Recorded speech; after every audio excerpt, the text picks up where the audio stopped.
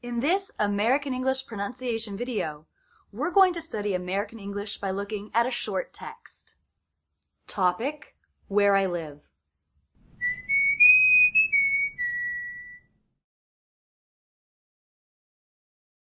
I call this a Ben Franklin exercise. This is when you take very good notes, very detailed notes on what you're hearing, and then go back and try to record yourself based on what you've written down, the notes. Did you write down a flap T, or the way two words link together? After you've recorded yourself, compare it to the original. Did you do everything that you wanted to do? In this video, we're going to take notes together.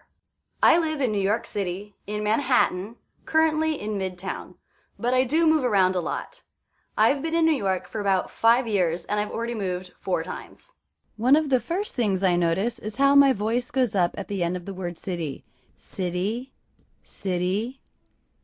That's because of the comma here, and I'm not done. I'm going to keep going. I'm going to say more about that. I live in New York City. I live in New York City. I also notice how connected that first line is. I live in New York City. There are no breaks. I live in New York City. I live in New York City. And I notice the ending consonant sound of live links into the beginning of the next word. Live in, vin, live in. I live in New York City. I live in New York City. I live in New York City, in Manhattan. In Manhattan. Again, my voice went up at the end. Manhattan. Again, there's a comma here, and I'm about to give more information about that. New York City, Manhattan, more specifically Midtown. So my voice is going up at the end of each of these little phrases to signal that there is more information yet to come about this. In Manhattan, in Manhattan. I notice that the stressed syllable of Manhattan is the middle syllable, Manhattan. Also, I hear that I'm not really pronouncing these T's as true T's. That would be Manhattan, but I'm saying Manhattan with a little break. That means these T's are stop T's. In Manhattan, in Manhattan. Also, the last syllable, is really just the N sound. So the letter A there is representing the schwa sound. Manhattan, Manhattan. In Manhattan, in Manhattan, in Manhattan, currently in Midtown. Again, I did not hear the release of this T. That would be currently. I heard currently with a stop. That's a stop T. Currently, currently. And in this 3-syllable word, I noticed that stress is on the first syllable. Currently.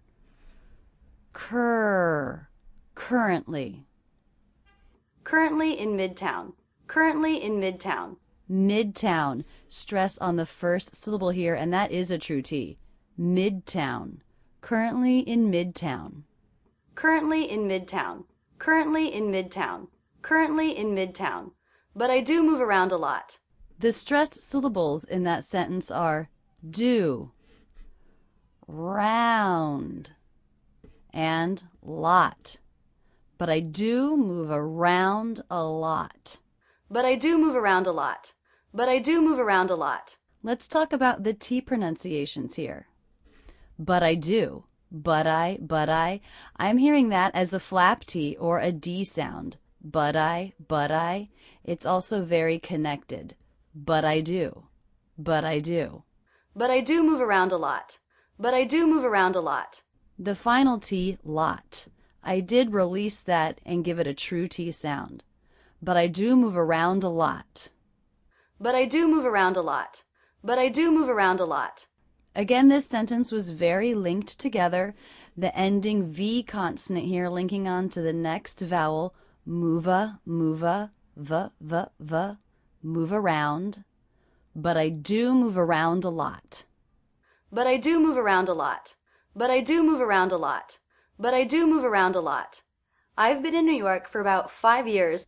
The stressed words in this sentence fragment, New York, and 5 years. I've been in New York for about 5 years. I've been in New York for about 5 years. So how are the unstressed words pronounced?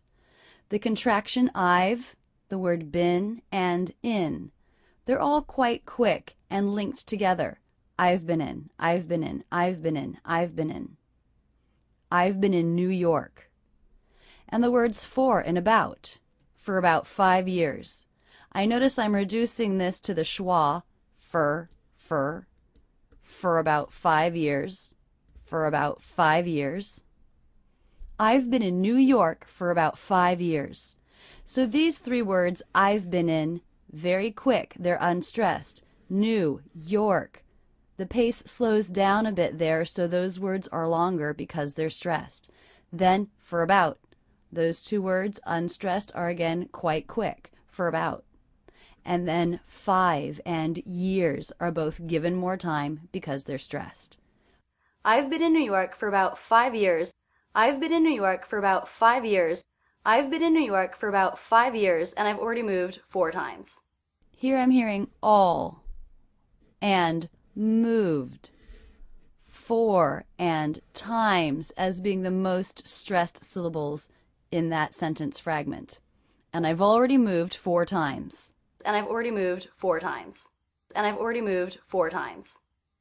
I also notice I'm not really pronouncing the L here. This syllable is coming out more like the aw as in law vowel. Already, already. And I've already moved 4 times. And I've already moved 4 times. Also, did you notice how I reduced the word and? And I've already moved in, the schwa N sound. And I've already moved. And I've already moved 4 times. And I've already moved 4 times. And I've already moved 4 times. So just a few lines of speech, but there's really a lot to study about reductions and stressed words, the way T is pronounced, and how words link together. I hope this has given you some ideas on how to take notes and study the speech of native speakers. Do this on your own. Take video and audio clips that interest you or that have topics that are important to your field of work. After you take good notes, record the text yourself and compare it to the original recording. What do you still need to work on, or what did you do well? This is a great way to improve your pronunciation.